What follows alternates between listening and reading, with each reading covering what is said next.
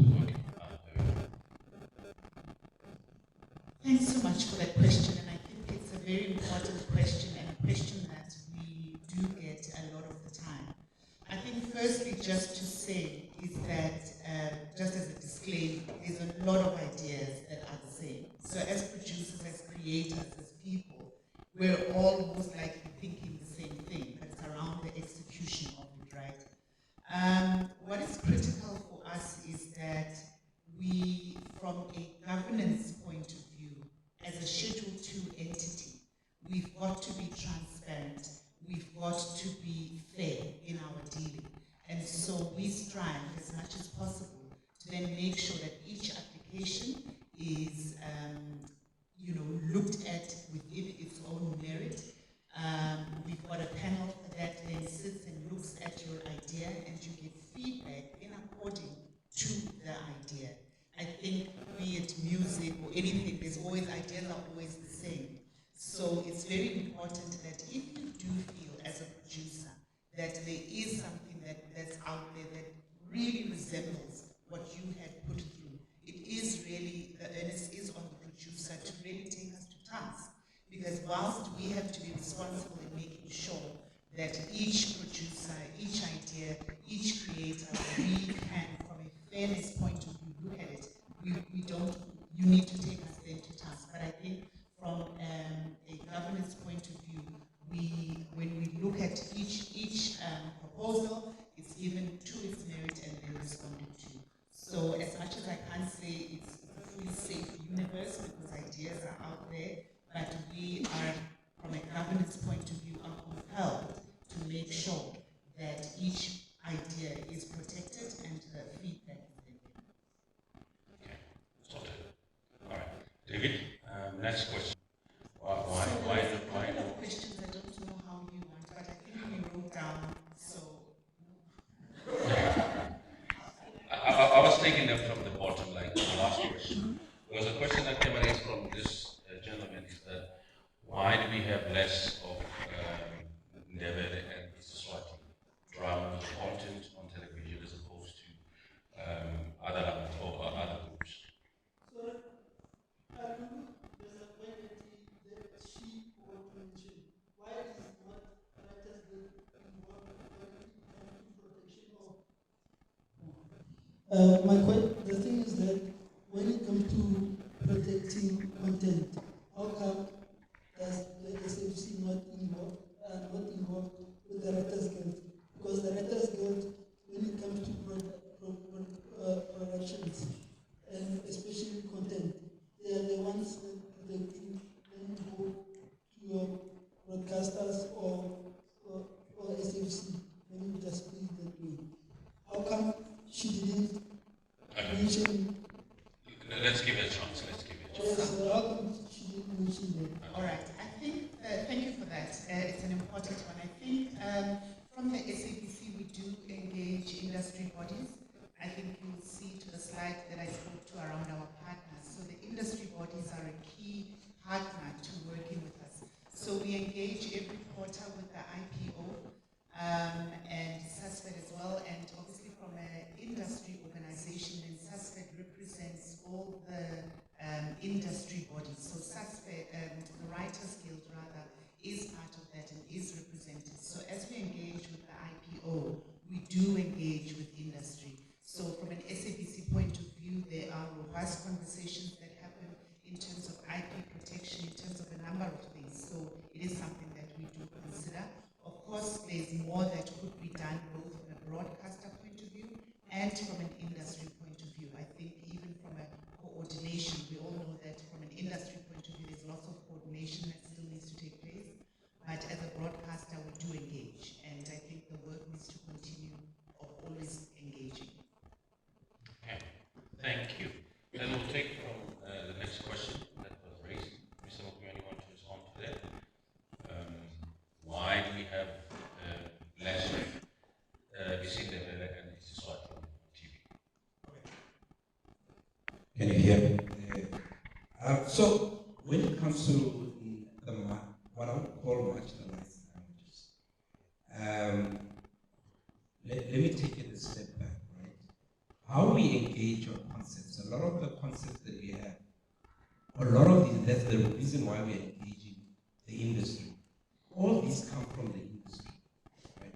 So when it comes to representation, there's no one who is better positioned to represent themselves or to represent the content, but the people who actually come from that environment. So if someone is going to come and they're going to tell a story about Ndebele's, it would be best that they come and bring it. It's not necessarily SABC. So when Lala put up commissioning editors there, none of those commissioning editors are producing content. Right? They are overseeing content, that content that comes from the industry. So the reason why we might not have an independent drama, and for many years we've been trying to get an independent or 100% sorted drama, might be that it hasn't. And by the way, we've had dramas that have skewed to sorting characters and storylines. It's because those stories might not be. As the SABC, we can't, when a producer comes with a story and they say this, so the world of the story is in Newcastle and the language is in Boone, and this is the story. And we say because we know there's a mandate where we must represent marginalized languages, we then force that story to be developed.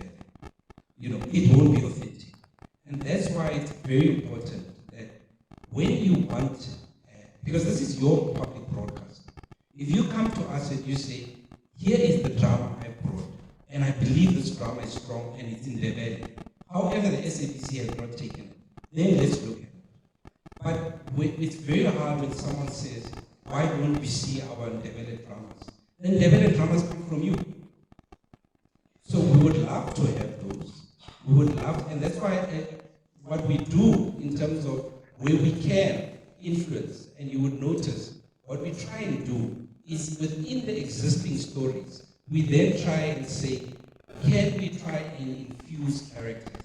So you'll find that there are Swati or Ndebele characters or Songa and so on. So those are the sort of things that we would do. So when you see Giyani and you see Giyani on screen, that's because the producers came and they said, I was driving through Giyani and I was inspired. I had visited Giyani, I spent time there, and I spent time with people within that area. The person who wrote that story was someone who was inspired by being in Giyani. So that's why the story becomes authentic, it becomes strong and so on.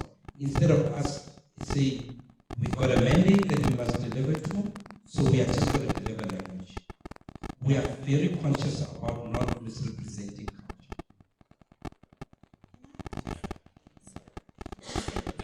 In fact, I like that question because that's the reason that slide was up. So it's a reflection just to show that we are intentional about our stories and where they come from. Because I could have not put that slide up, but the reason we put it up, we felt industry needs to be aware which producers are submitting and which provinces are really active. And so the roadshow is throughout the country to again nudge the creative industry to submit. So that question, actually, that slide is prompting the creative industry to go, this is the public broadcaster, so let's submit. And so we're very intentional about it. So thank you for that. Okay, the next question. I guess your response is also respond to why we have only one producer in Poland, I guess. And that's completed. Okay. There was a question from the lady. I kind of forgot what the question. Yeah. How do we harvest content? From the gentleman there. Oh, okay. It supports the same team I support. I think he asked, no, the lady that asked about the differences between the channels. Yes. So if I could answer that. So when one of the things that I put up there and I spoke about is our licenses. So we, as a public broadcaster, we've got a mandate. Part of our mandate is we need to try our best to represent everyone in the country as best as possible and as equitably as possible. So when you look at the word equitable, then you start realizing you need to actually look at statistics in the country. You need to look at the number in terms of the demographics, the different people that we have, languages that we speak, and so on. And then you need to also look at the actual quotas from us in terms of African languages that you must deliver to, right? The genres and so on. Now, when you go and you do your research, and you look at the statistics and the demographics and how you can break down, there are different ways of doing it. But one of the things that already, as a public broadcaster, puts us in the space, already tells us in terms of how we should segment our audiences, speaks to language representation, speaks to the geographic demographics of the country, and also then we then look at the age as well. We decide ourselves, as anyone would decide, in terms of how do we break it down in such a way that we make sure that everyone is covered. And that's why we spoke about language. So insofar as population is concerned, we are expected to deliver content for children. So we then look at ensuring that the children's content. Either way, when we give you the positioning, for example, we say SABC 1 is 4, it's a skew. That does not mean we're not going to carry children's content on SABC 2 or S3. Why? Because those channels also have mandate for children's content. SABC 2 has got a mandate for education.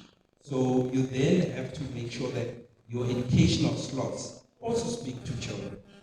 So it's a decision that we make when we look at our competitors, we look at the market, we look at the mandate, and we say, how do we fit in based on what it is that the demographics are telling us. We then say, okay, according to statistics, we have X amount of audiences in the country that are of this age. We've got X amount of audiences. Some people use demographics in the sense of Y, generation X, generation Y, and so on. It's a similar thing. When you go into the age, you start looking at the different behaviors and different lifestyle within a certain age group. And that's what we talk to. When you go to S2 and you look at family, we've decided to look at that. But one of the things that I didn't talk to, but it's on the slide, is the age with SFC2 is generally a higher age. But when you start looking at an epicenter of 40, in most cases 40-year-old are family people. And they've got the family, they've got, generally, they've got children and so on. And that's why we decided to do that. So when you look at, let's say, the majority of our audiences